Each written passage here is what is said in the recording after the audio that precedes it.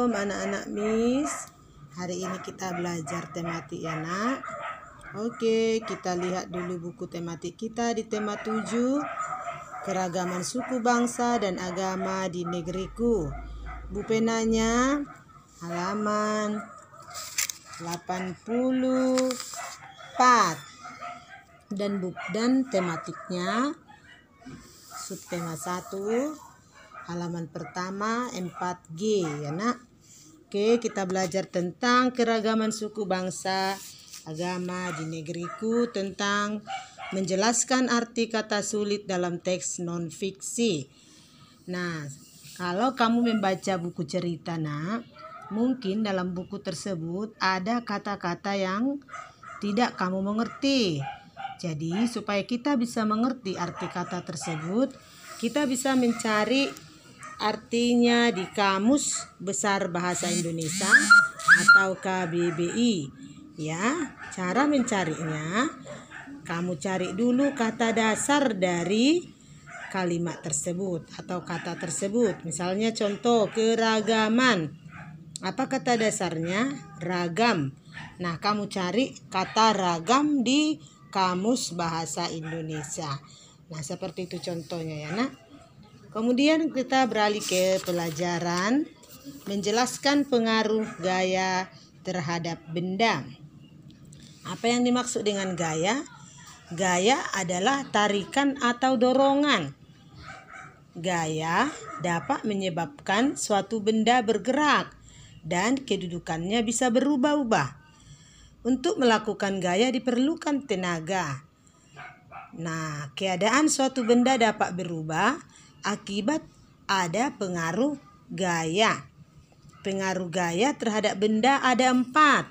Coba kita lihat di buku pena kita ya nak. Yang pertama, benda yang diam menjadi bergerak. Contohnya, meja jika didorong akan bergerak. Bola jika ditendang akan bergerak. Dan yang kedua, benda yang bergerak menjadi diam. Contohnya, pada saat kamu bermain sepeda, kemudian kamu rem. Nah, apa yang terjadi? Sepedanya akan diam. Nah, gerak sepeda menjadi lambat atau berhenti. Yang ketiga, benda berubah bentuk. Apa contohnya nak? Misalnya permainan PlayStation. Ada PlayStation bukan? Nah, kamu bisa mengubah, bisa berubah menjadi bentuk boneka atau bentuk yang lain ya. Misalnya bentuk pensil, ya bentuk buah bisa kita buat dari permainan PlayStation ya. Kemudian benda bergerak berubah arah. Apa contohnya nak? Saat bola menggelinding ditendang atau ketika kamu bermain bola, kamu tendang, bola bisa berubah arah. Itu adalah perubahan benda karena ada pengaruh gaya. Kemudian kita belajar tentang macam-macam gaya. Macam-macam gaya, yang pertama kita pelajari gaya otot. Gaya otot itu timbul karena aktivitas otot. Contohnya seperti tadi anak menendang bola, atau kita sedang membuat kue, atau kita sedang memindahkan barang, kita menggunakan otot. Ya, itu namanya gaya otot. Kedua, gaya gravitasi bumi. Apa itu? Gaya yang disebabkan oleh gaya tarik bumi. Misalnya, jika kita melempar sesuatu dari atas, jatuhnya ke bawah karena ada tarikan bumi, jatuhnya ke tanah ya, karena ada gaya tarik bumi. Ketiga, gaya pegas. Apa itu gaya pegas? Gaya tarikan atau dorongan terhadap benda yang dilakukan menggunakan pegas elastis. Misalnya permainan ketapel.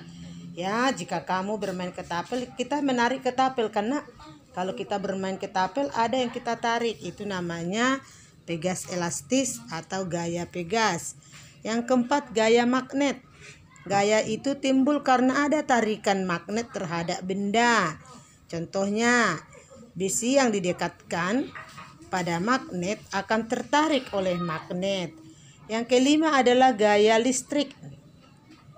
Gaya listrik itu ditimbulkan karena ada benda yang bermuatan listrik. Contohnya jika kita menggosok-gosokkan penggaris pada rambut, lalu kita dekatkan pada potongan kertas kecil, maka penggaris tersebut akan dapat menarik potongan kertas. Yang keenam, gaya gesek. Gaya gesek itu terjadi jika dua permukaan benda saling bertemu. Jadi gaya gesek dapat menimbulkan adanya hambatan. Ya, nah sampai di situ mengerti ya nak, ada beberapa gaya atau macam-macam gaya. Di buku tematik juga sama ya, pelajarannya di halaman 5. Sama, ada gaya gesek, gaya magnet, gaya gravitasi, gaya otot, gaya listrik. Ya. Nah, di buku tematik kita nak ada tugas kita. Amatilah gambar berikut dengan seksama. Tematiknya halaman 6. Nanti dikerjakan ya nak gambar itu ya. Itu gaya apa? Nanti kamu tarik garis ya, hubungkan garis dengan gambar ya. Kemudian tugasmu yang kedua ada di bupenamu halaman 89. Ayo berlatih. Halaman 89, ayo berlatih bupena. Nah, kita lanjutkan ke pembelajaran 2. Menyanyi sesuai tinggi rendah nada. Kita sudah pernah belajar tentang nada. Ya, nada adalah bunyi yang teratur. Nada memiliki bunyi rendah dan bunyi tinggi. Nada dapat ditulis dalam notasi angka dan juga ada dalam notasi balok atau not balok ya. Oke. Di sini kita diajari bernyanyi gundul-gundul pacul. Ciptaan siapa itu? Yaitu R.C. Harjo Subroto. Kalau kamu ikut tatap muka nak, kita sudah bernyanyi. Tapi karena kamu belajarnya masih daring, kamu bernyanyi di rumah ya. Anak-anak yang ikut tatap muka, mereka akan bernyanyi bersama dengan Miss di sekolah. Oke. Nah, kita kembali menjelaskan gaya otot dan kegunaannya dalam kehidupan sehari-hari. Dalam kehidupan sehari-hari, kita pasti sering menggunakan gaya otot ya, yaitu ketika kita menarik atau mendorong meja, atau mungkin ketika kamu menendang bola, atau kamu membawa barang belanjaan ya. Itu semua dilakukan oleh otot. Otot disebut alat gerak aktif karena memiliki kemampuan menggerakkan tulang. Pada saat otot mengalami keletihan tetapi tetap dipaksakan, maka akan terjadi kram otot. Jadi kalau kamu sudah letih, sudah capek, jangan dipaksakan ototnya bekerja. Nanti sakit kram otot. Oke nak. Kita lihat di tematik kita halaman 8 pembelajaran 2. Ya, sama saja ya, pembelajarannya menjelaskan pemanfaatan gaya otot dalam kehidupan sehari-hari. Di sini di halaman 9 ada ayo bernyanyi, menyanyikan lagu daerah dengan tempo yang tepat. Kamu sudah tahu tanda tempo, ada 3 bagian besar. Ya, tanda tempo, cepat, sedang, lambat. Nah, di sini ada lagu daerah Nusa Tenggara Timur, Anak Kambing Saya. Ya, kalau kamu ikut tatap muka belajar sama Miss, pasti kita sudah bernyanyi di kelas. Tapi karena kamu masih daring, kamu bernyanyi di rumah ya nak. Oke. Kemudian kita lihat tugas kita yang di tematik.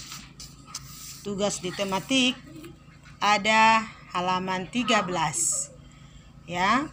Kemudian tugas di bupena halaman 92 ya. Ayo berlatih, halaman 92.